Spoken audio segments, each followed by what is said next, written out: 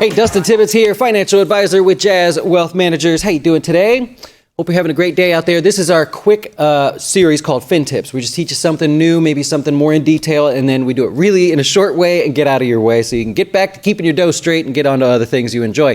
Today we're going to talk about your 401k because your 401k is like the biggest asset you're going to ever have for a lot of you. You might argue the house is in there as well, but if you don't have a straight 401k and everything's good there, then you're going to be forced to sell your house, and that's not going to be your biggest asset anymore. So let's think through that a little bit. We want to have good retirement savings, but most people just pick a target date fund or an index fund and they go, that's good.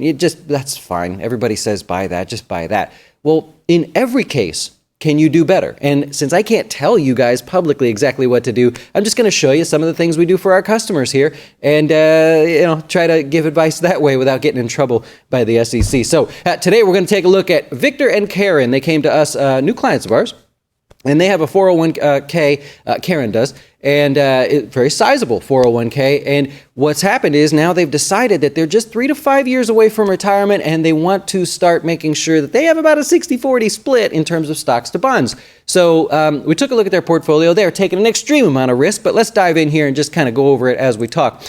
First of all, in the purple line, you've got their current portfolio. This is Karen's current portfolio here. And at the bottom, you've got the target date fund for the closest year that they're going to retire. 2025 would be what the target date fund they would pick. Now, a lot of people would say, just go pick that target date fund and you'll be just fine. But like I said, in every case, you can do better. You just got to do a little bit of homework here. So we're going to show that.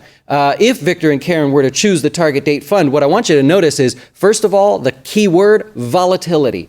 Right? Look at the back and forth of Victor and Karen's 401k, and then look at the back and forth of the Freedom Fund there. Now, granted, the performance is less, I understand that, but at the end of the day, there is a lot less volatility, and volatility is the key word for you when it comes to long-term investments, because everybody's happy when the markets are going up, and you say, well, when the markets fall, I won't be too scared, but if they rip the Band-Aid off and the markets fall, you're gonna be scared, right? It's gonna happen, so we want the highest possible return with the least amount of volatility.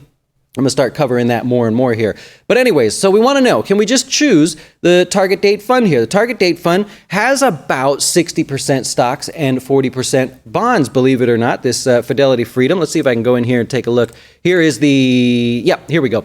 So here is the portfolio right here. So we've got about 60% stock, about 40% bonds. Basically, the rest of it's cash. That's okay. So ideally, we could just choose that if we wanted to and just call it a day.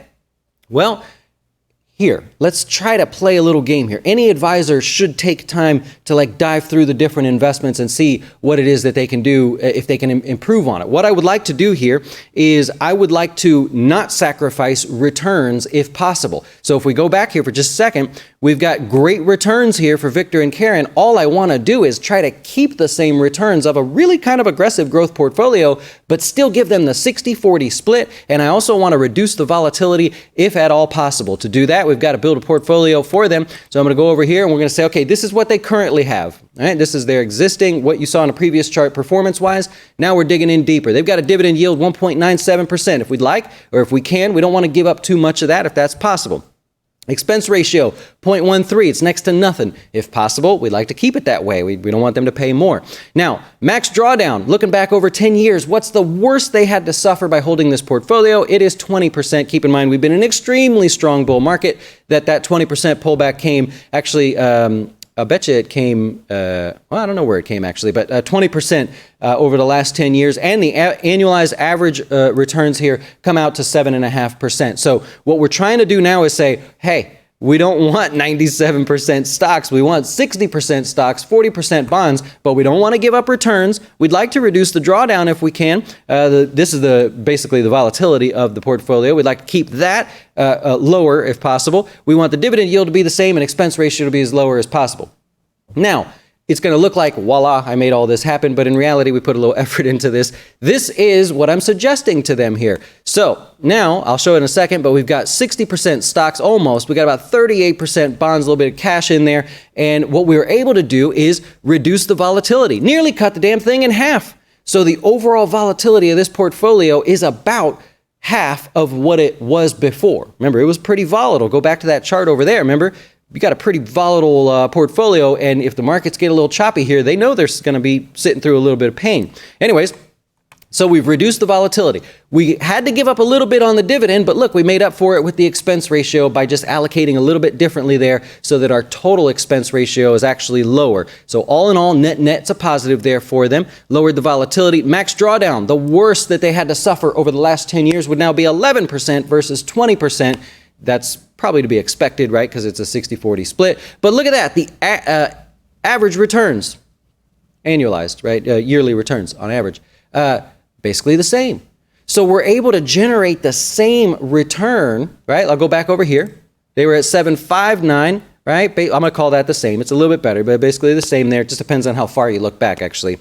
We're basically able to get the same returns by lowering the volatility, right? Giving them the 60-40 split that they want, which I agree with, by the way. Giving them about the same dividend, making up the difference by lowering the expense ratio. All of that, just a little bit in there, just a little tiny fine tuning here and there gets you to where they want to be. Now, here's what we did. We plotted it on the chart, right? And the performance is going to change based on how far you zoom out. So that's what the difference is there. But look at their portfolio now. In the purple, we've got their existing portfolio, which is aggressive growth. It's 97% stocks, right?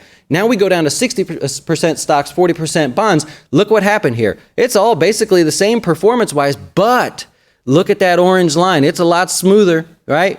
There's not a lot of back and forth in there. They're not going to have to sweat it out. What does that tell you about their existing 401k, by the way? If in one hand you can have 97% stocks and volatility and everything, but still generate this return, whatever it is, the 759. But over here, you could have less stocks, a significant 40% less stocks, have some bonds in there, have a lot less volatility, but get the same return? What does that tell you about their existing 401k? It's not invested very efficiently. They're taking way too much risk for the same amount of return they can get for taking a lot less risk. That is the most important thing I think I could ever share with you guys, and I will spend a lot of time talking about this. You're going to hear the word volatility a lot. You want to take the least amount of risk for the greatest amount of reward in your 401k or your long-term investments and things like that. And one last case I'll make is, imagine the portfolios we have here at Jazz. You can see them right on our website. How could I justify offering us as a service if we were taking extreme amounts of risks, right, for the same return that somebody else can get by taking a whole lot less risk, right? And risk there's not a linear correlation there, right? So at the end of the day, you got to do the same with your 401k. I get super excited about this stuff. I could just talk about this all the time, but this is FinTips. This is a quick series that we talk about here, and I just wanted to share that with you. Victor and Karen, how we help them out there. And so if you want to check us out, go to jazzwealth.com.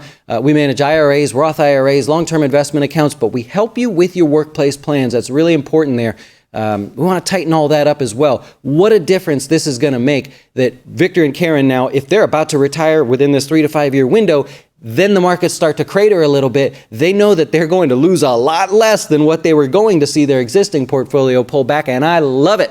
Helps me sleep at night, helps them sleep at night. I thank you for watching. Enjoy the rest of your day. I'll get out of your way now, and that's basically it. Hope to see you again soon. If I helped you in some way, hit the subscribe button. If you'd like to see more of this, of course, let me know. If not, no big deal. Don't have to do them. Got other things we could do. But if you enjoyed it, let me know, please. And have a great rest of your day. Why should you choose Jazz Wealth as your retirement or long-term investing service? Our portfolios are managed by us, not some faceless mutual fund manager. Our private classes will teach you everything about investing and getting your dough straight.